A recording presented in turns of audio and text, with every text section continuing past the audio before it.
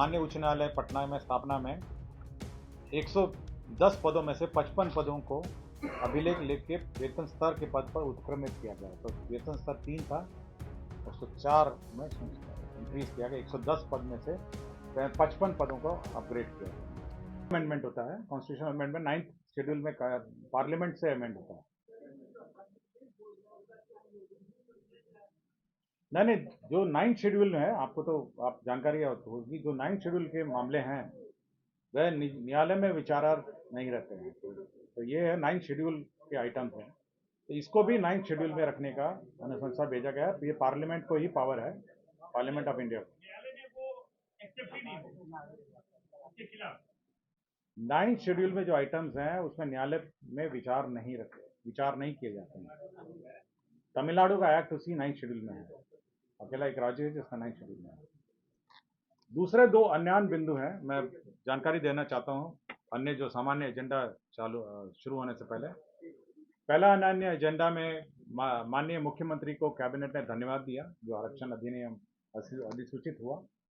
दोनों अधिनियम जो अधिसूचित हुए हैं उसके लिए मंत्रिपरिषद ने उनको धन्यवाद दिया। ये पहला अन्य बिंदु था।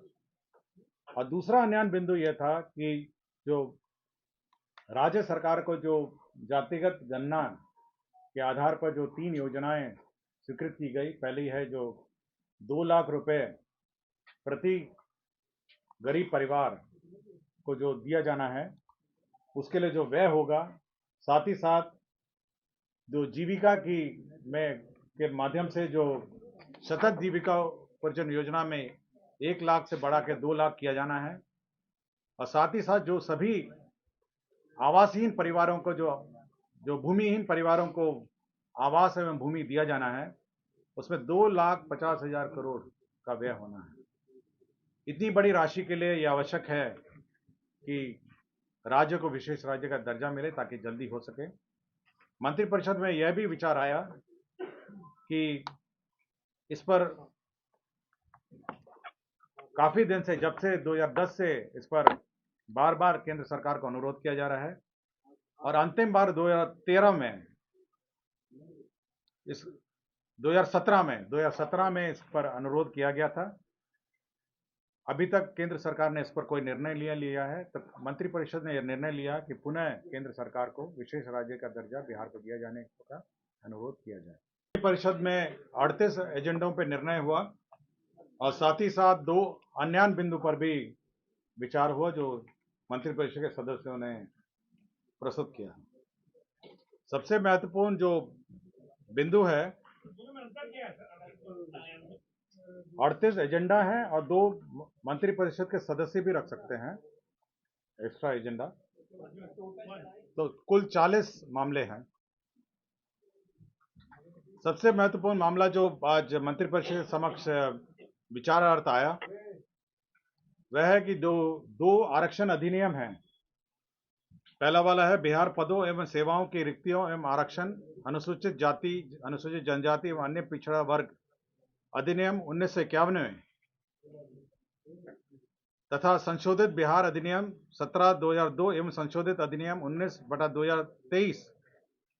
साथ ही साथ जो शैक्षणिक संस्थाओं का भी 2023 में जो आरक्षण अधिनियम है, इन दोनों को भारत के संविधान 9वीं सूची में शामिल करने हेतु राज्य सरकार की अनुशंसा भेजने का निर्णय हुआ।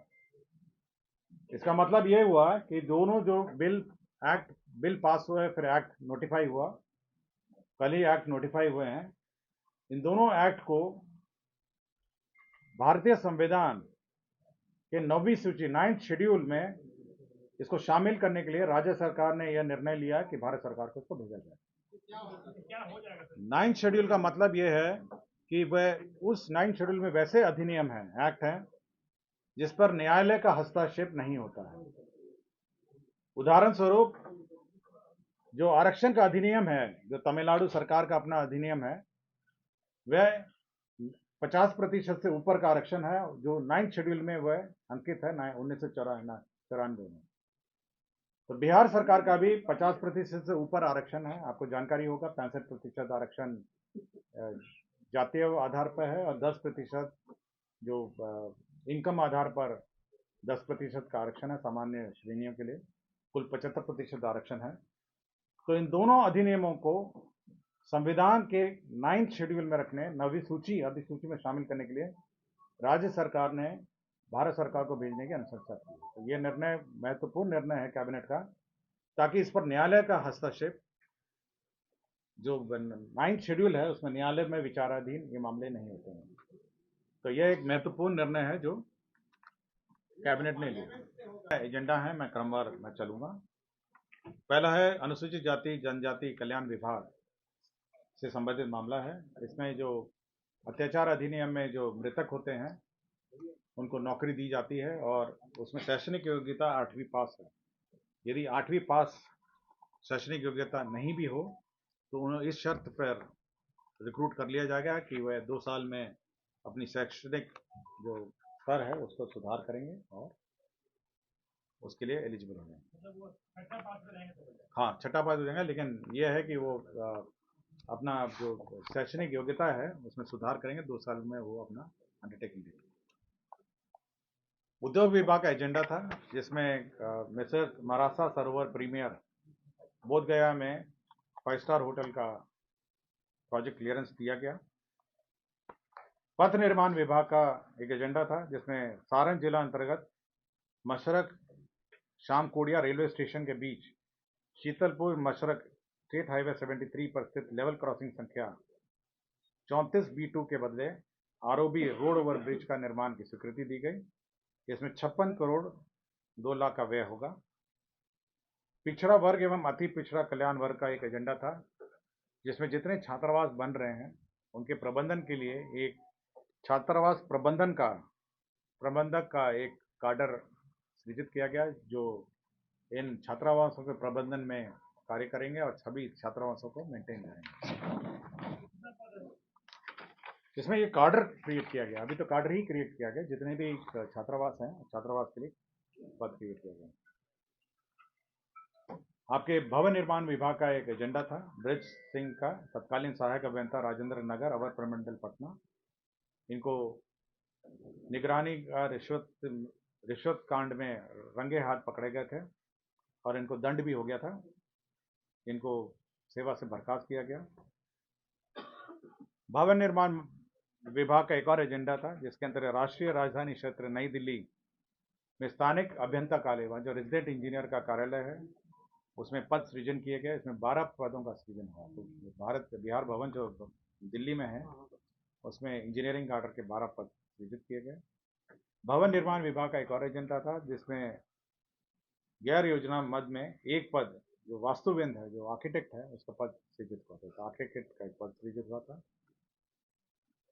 राजस्व एवं भूमि सुधार विभाग का एक प्रस्ताव था जिसमें गांधी मैदान मेट्रो रेल स्टेशन के लिए जमीन का हस्तांतरण हुआ।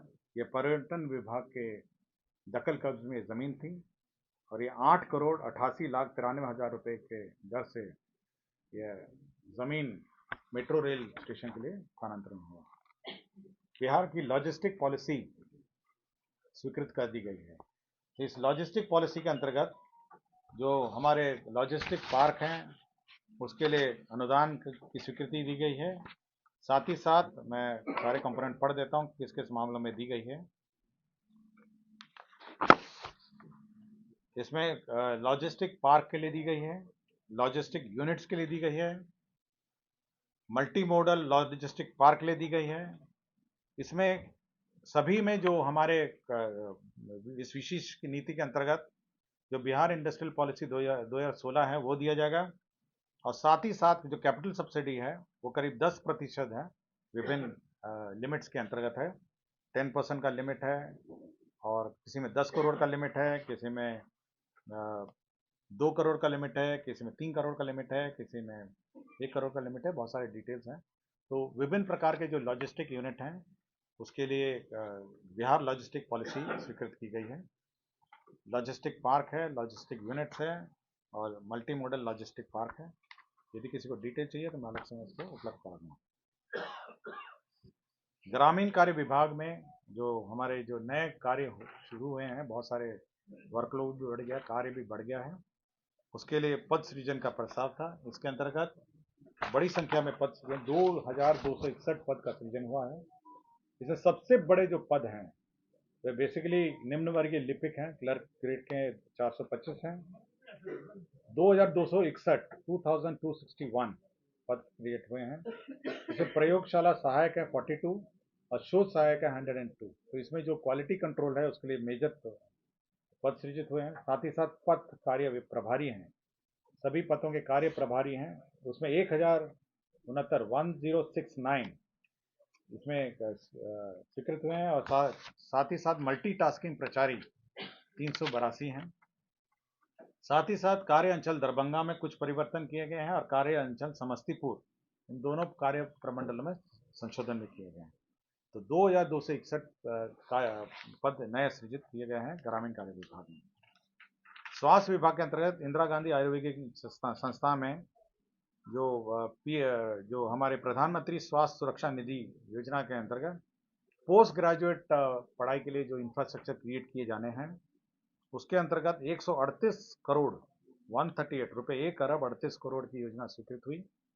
ये 60-40 के हिसाब से 60-40 है, जिसमें 82 करोड़ 80 लाख है केंद्र अंश है और 55 करोड़ 20 लाख है ये राज्य अंश है। तो 60-40 के अंतर्गत ये योजना स्वीकृत हुई है।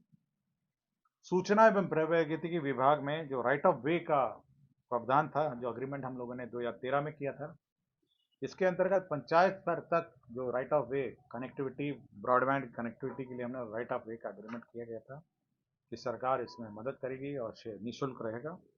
इसको अब हम लोग पंचायत को हटा के अब गांव स्तर तक इसको राइट ऑफ वे ले जाने का निर्णय लिया है। उसी में राइट ऑफ वे का अग्रीमेंट में संशोधन है।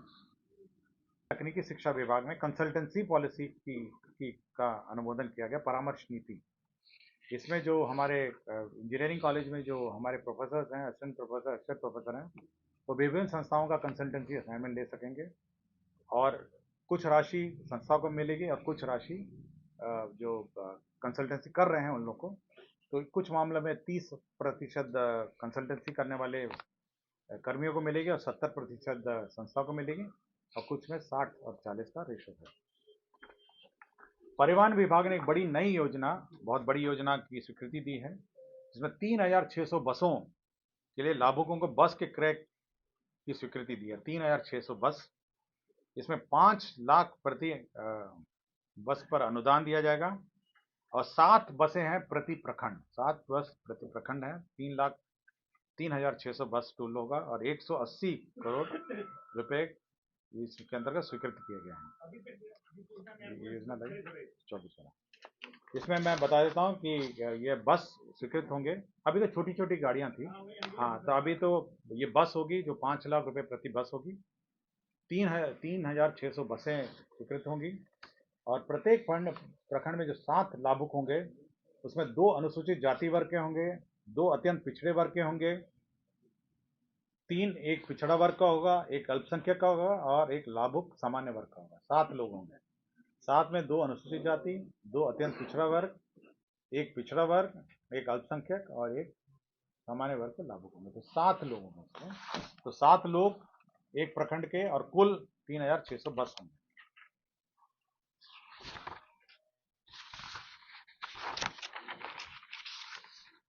राजस्व भूमि सुधार विभाग का एक और मामला था, जहानाबाद जिला के अंतर्गत है। ये केवल एक पुराना मामला 1987 का था, जिसमें ज़मीन बदलैन का मामला था। कुछ लोग इस जो रैयत हैं उनकी ज़मीन पे बस गए थे। बाद में सरकार ने निर्णय लिया कि जो बस गए हैं उनको बंदोबस्त कर दिया जाए। यह उग्रवाद प्रभावित क्षेत्र था उस वक्त, और जिस पर जो वर्तमान रैयत हैं जिनकी ज़मीन थी वह सरकारी भूमि पर बस गए थे, तो अब यह निर्णय लिया है कि अब उन जो सरकारी जमीन पर बस गए हैं 36 डेसिमल गृह और मौजूदा मालिक भूमि है। बच्चू सिंह हैं, पिता स्वर्गीय रामविलास सिंह, ललन सिंह है, पिता स्वर्गीय सुखदेव सिंह, और उपेंद्र सिंह है, पिता स्वर्गीय सत्यनारायण सिंह। इनको बंदोबस्त कर दिया गया। होगा कर्मचारी 4 लाख का 4 लाख है, 1 लाख तो अभी और ऐड हो गए हैं, तो करीब 5 लाख के आसपास होंगे। पेंशनर भी उसी अनुपात में, मोटा मोटी, हाँ, उसी अनुपात में। अब ये वित्त विभाग को एग्जैक्ट नंबर्स देगा क्योंकि हम लोग के पास नहीं है, वो मैं आपको रेट बता दूंगा। हाँ सर, ये 6ठा नंबर में जो है स्थानिक अभियंता का अंग्रेजी क्या होगा? रेजिडेंट इंजीनियर स्थानिक अभियंता। किसी को और पूछना है? लॉजिस्टिक पॉलिसी का डिटेल मैं आपको दे दूंगा। सुभाष पाठक जी कहीं से बोल रहे हैं? हाँ, दिख नहीं रहे हैं कोई। और कोई किसी को पूछना है? रेट आपको बता दूंगा ना भैया, मैं आपको दे दूंगा, पूरे रेट बताऊंगा। और किसी को कुछ पूछना है? कोई क्वेश्चन नहीं है? धन्यवाद। मोबाइल का रेट दीजिए। धन्यवाद। मोबाइल का रेट दीजिए। और लॉजिस्टिक पॉलिसी दी है। माननीय उच्च न्यायालय पटना में स्थापना में 110 पदों में से 55 पदों को अभिलेख लिख के वेतन स्तर के पद पर उत्क्रमित किया गया। तो वेतन स्तर 3 था, उसको 4 में इंक्रीज किया गया। 110 पद में से 55 पदों को अपग्रेड किया गया।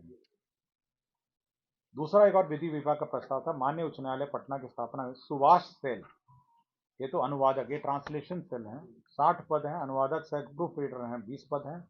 कुल 80 पदों का इन्होंने सैंक्शन किया। तो ये ट्रांसलेशन पद है, 60 पद अनुवादक का है, अनुवादक सह प्रूफ रीडर 20 हैं, तो केवल 80। ऊर्जा विभाग की बड़ी योजना सैंक्शन हुई है आज। यह बहुत बड़ी योजना है, 1810 करोड़ की योजना है।